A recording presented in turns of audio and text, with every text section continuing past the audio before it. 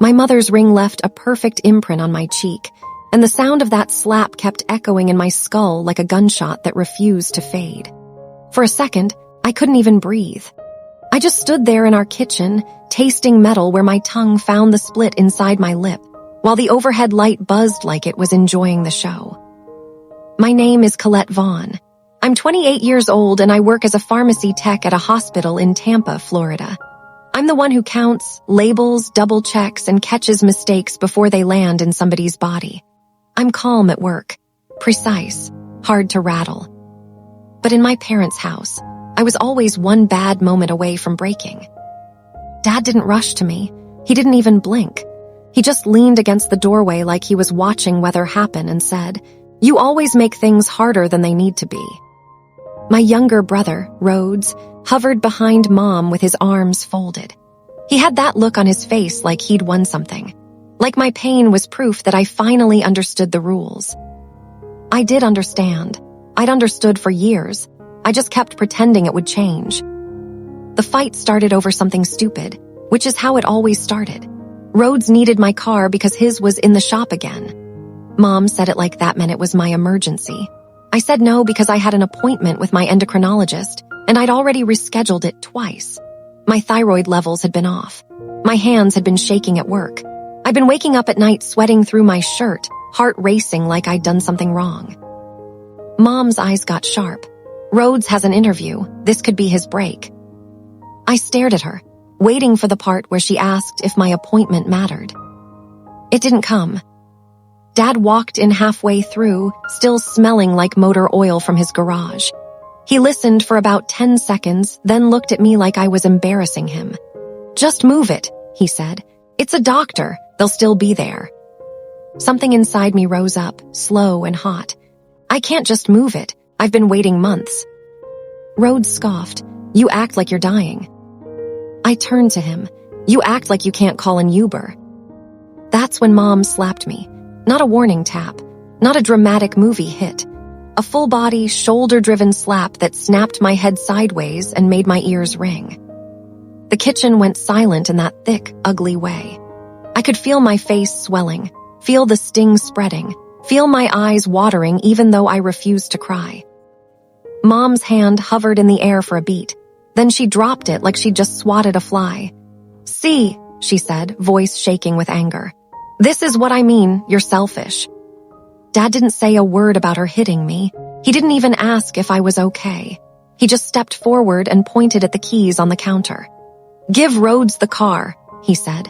"For once, do something for this family without making it a whole thing." My hands trembled as I picked up my folder, the one with my lab orders and insurance forms.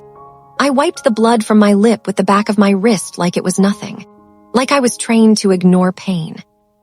Because I was. For as long as I could remember, Rhodes was the future, and I was the backup plan. I paid rent the second I turned 18. Cash, always cash, tucked into an envelope like I was a tenant who didn't belong. I worked mornings at a grocery store, then moved into hospital work because I wanted benefits, because I wanted stability, because I was tired of feeling like my health was a luxury I had to earn. Rhodes, meanwhile, floated. He tried community college, dropped classes, switched majors like changing shirts. Mom called it exploring. Dad called it potential. When Rhodes wanted something, the house shifted to make room for it. When I wanted something, I was told to be realistic. I remember being 19 and asking Dad if he'd help me pay for a certification program. It was nothing huge, just enough to get me into the hospital system faster. He laughed like I'd told a joke. "You're already working," he said. "You'll figure it out. Rhodes needs the support right now." Right now stretched into years. Most nights, I did dishes while Rhodes played games upstairs. I bought my own groceries and kept them on one side of the pantry because Mom said, "Rhodes is still growing," like I was already done becoming a person. I paid my phone bill, my meds, my gas. I kept my mouth shut because I thought peace was the price of having a roof. But that slap made something clear. This wasn't just favoritism. This was permission. They felt entitled to me. I walked out without saying another word. In the car, the AC blasted cold air against my burning cheek. My hands were still shaking on the steering wheel, but my mind had gone oddly quiet, like it had finally chosen a direction. I drove straight to my appointment. The nurse at check-in glanced at my face and paused, her polite smile slipping. "Are you safe at home?" she asked, soft and careful. That question almost undid me, not because it was dramatic, but because nobody in my family had ever asked it. They assumed I'd always be fine, like I was built for absorbing damage. "I'm fine," I lied automatically. The doctor didn't buy it. She didn't push, but she looked at me like she could see the bruises I didn't wear on my skin.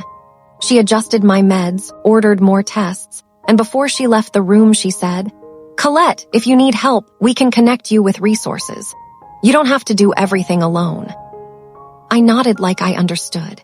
But the truth was, doing everything alone was the only skill my parents ever made sure I mastered. When I got back to my car, my phone was already buzzing. Text from Mom, Dad, Rhodes.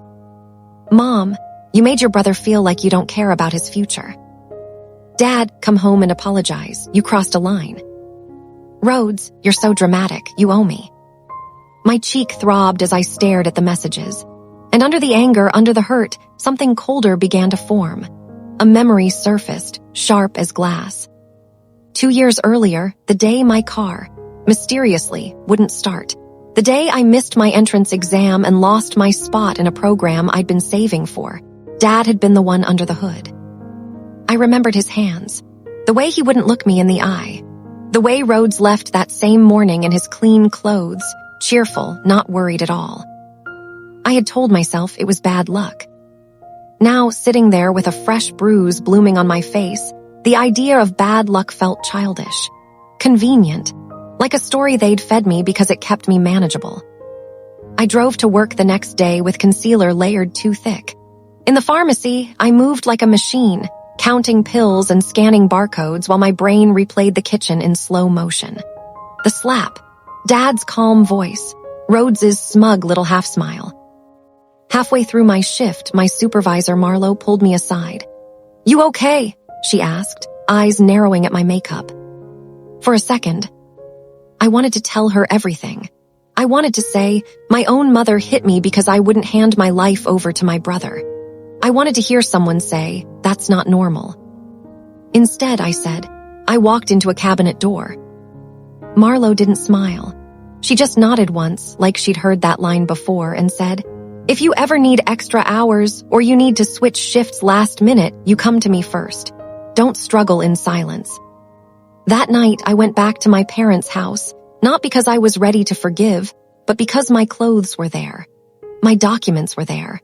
And I'd learned the hard way that you don't announce your escape while you're still trapped. The living room TV was on loud. Rhodes's laughter drifted from the couch like nothing happened. Mom was in the kitchen clanking dishes, aggressive and proud. Dad sat in his recliner, scrolling his phone. Nobody apologized. Mom didn't even look at my face. "Your brother had to reschedule," she said, as if that was the tragedy. "Do you feel good about that?" I swallowed, tasting yesterday's blood again. I'm grabbing my things. Dad's head snapped up. "No, you're not." I paused at the hallway entrance. "I am." Rhodes laughed. "Where are you gonna go, Colette? You can't even afford to live alone." Mom finally turned, eyes cold. "Stop acting like a victim. This family has done everything for you." Everything for me. I stood there, heart beating slow and heavy, and realized something that made my stomach drop. If they truly believed that, then what else did they think they were allowed to do in my name? I went upstairs to my room and opened the drawer where I kept my bank statements, my pay stubs, my folder of important documents. The one place I'd always guarded like it was my last shred of control. The folder was missing. Not moved, not messy, missing. I checked again, faster, hands digging through clothes, through notebooks, through the back of the drawer like it might be hiding under my own denial. My throat tightened. My pulse roared. Downstairs, Rhodes called out, sweet as poison. "Everything okay up there?" And I knew, right then, I wasn't just leaving a toxic house. I was about to find out what they'd already taken from me. I I walked down the stairs slowly, like my legs weren't mine. My hands were still dusty from digging through that drawer, my fingernails half bent, my chest tight with a fear I couldn't name yet. Mom was at the sink, scrubbing a pan that was already clean. Dad's recliner squeaked as he shifted. Rhodes didn't even sit up all the way. He just watched me like he was waiting for the part where I begged. "Where's my folder?" I asked. Mom kept her back to me. "What folder?" "The one with my pay stubs and my bank stuff." My voice came out too steady, which felt wrong, like I was floating outside my own body. "It was in my drawer. It's gone." Dad looked at me like I'd accused him of stealing a loaf of bread. "You lose things all the time." "I don't lose that." I stared at him. "I don't lose the one folder that has my life in it." Rhodes stretched like a cat. "Maybe you should be more organized." That's when I saw it, not the folder. The way Mom's shoulders tightened just a fraction. The way she stopped scrubbing for 1 second, then started again harder, like the noise could drown out my question. I didn't argue. I didn't raise my voice. I didn't give them a scene to feed on. Instead, I nodded once and said, "Okay." Mom turned around, eyes narrowed. "Okay, what?" "Okay," I repeated softer. "I'll find it." I walked past them, back upstairs, and shut my bedroom door. Then I locked it. My hands were shaking again, but my brain had sharpened into something focused and cold. Because this wasn't about a missing folder. It was about control. It was about access. It was about the fact that I had finally said no, and within hours, the one thing that could help me leave clean was gone. I sat on the edge of my bed and stared at the room. The cheap dresser, the cracked mirror, the little pile of flashcards I used for work. And it hit me, hard and humiliating, that I had been acting like a guest in my own life. Like everything I owned could be moved, touched, taken, and I'd just adapt. Not anymore. I grabbed my phone and opened my bank app. My balance looked normal. My paycheck deposit was there, but that didn't prove anything. If they'd taken my documents, it wasn't for a few dollars. It was for something bigger, something longer. I texted Marlo from work, hands still trembling. "Can you do me a favor and let me pick up an extra shift tomorrow? I need money fast." She replied almost immediately. "Yes, and Colette, if you need a safe place tonight, I have a couch." My throat closed. I swallowed hard, blinked until my eyes stopped burning, and typed back. "Thank you, I might." Then I opened my email and searched for words I had never searched before. Credit card, loan approval statement. At first, nothing. Then I saw it. Old emails buried under years of pharmacy notifications and grocery receipts. Subject lines I didn't recognize. Notices from stores I'd never shopped at. Payment reminders. A digital receipt for a gaming console shipped to our address. My stomach dropped so fast it felt like falling. I clicked one email, then another. My name was on them. My full name, my old address, my phone number, but the purchases weren't mine. My hands went numb. I called the customer service line on one of the emails, my voice barely working. After 3 transfers, a woman asked for the last 4 digits of my social security number. I gave it, still in denial, still hoping she'd say, "Sorry, wrong person." She didn't. "Yes, Ms. Vaughn," she said, cheerful and deadly. "I see your account here. Balance is currently $8,412. Minimum payment is due in 10 days. I couldn't speak. She kept talking, like my silence was normal. "Would you like to make a payment today?" I forced air into my lungs. I didn't open that. There was a pause, a slight shift in tone. "The account was opened online 4 years ago, ma'am. We have an email associated with the application. Would you like me to confirm it?" "Yes," my voice sounded far away. She read it out. It wasn't mine. It was my mother. I ended the call with shaking fingers and sat on the floor beside my bed like my bones had turned to water. My cheeks still hurt, but this pain was deeper. This was the kind of hurt that made you question every memory, every family dinner, every forced smile. They hadn't just favored Rhodes. They had built his life on my name. I wiped my face with my sleeve, furious at myself for the tears. Furious that my body still wanted to grieve people who never protected me. Downstairs, I heard Dad laugh at something on TV. Mom's voice followed, light and normal. Rhodes said something smug, and they all laughed together. I stood up slowly. I walked to my closet and pulled out a duffel bag. I packed like a thief in my own home. Clothes, my work badge, my birth certificate, which I kept hidden inside an old shoebox because I never trusted them with it. My passport, my medication, the little envelope where I kept cash tips from extra shifts. I found my social security card tucked behind a frame, exactly where I'd left it. And then I did something I'd never done before. I opened my phone and turned on the voice recorder. I walked downstairs with the duffel on my shoulder, trying to keep my breathing even. Mom noticed first. "What are you doing?" she snapped. "Staying at a friend," I said. Dad's eyes narrowed. "Because of your little tantrum." I set the duffel down by the door and looked right at them. "No, because I'm missing paperwork, and I just found accounts in my name that I didn't open." The room changed. It didn't explode. It tightened. Rhodes sat up now, suddenly alert. Mom's face went pale for half a second before she forced it back into anger. "What are you talking about?" she said too fast. "I'm talking about a credit account tied to your email," I said, calm as ice. "And I'm talking about why my folder disappeared the same day I finally stopped saying yes." Dad stood up slowly, like he was deciding which version of himself to use. The charming one or the scary one. "You need to watch your mouth," he warned. I didn't flinch. I just lifted my phone slightly, enough for them to see it in my hand. "I've been watching," I said, "for years." Mom's lips parted, but no words came out. Rhodes tried to laugh, but it sounded wrong. "You're seriously gonna accuse us of that?" I took the duffel, opened the front door, and stepped into the humid Florida night. My heart was pounding so hard it hurt, but my voice stayed steady. "I'm not accusing," I said. "I'm confirming." Then I shut the door behind me and walked to my car, already dialing the credit bureaus, already imagining what else I was about to find. I slept on Marlowe's couch that night, staring at the ceiling fan as it chopped the air into soft, steady clicks. My cheek still throbbed, but the bigger ache sat behind my ribs, heavy and alert. I barely slept. Every time my eyes closed, I saw numbers, balances, dates. My name stamped on things I had never touched. Morning came with clarity I hadn't felt in years.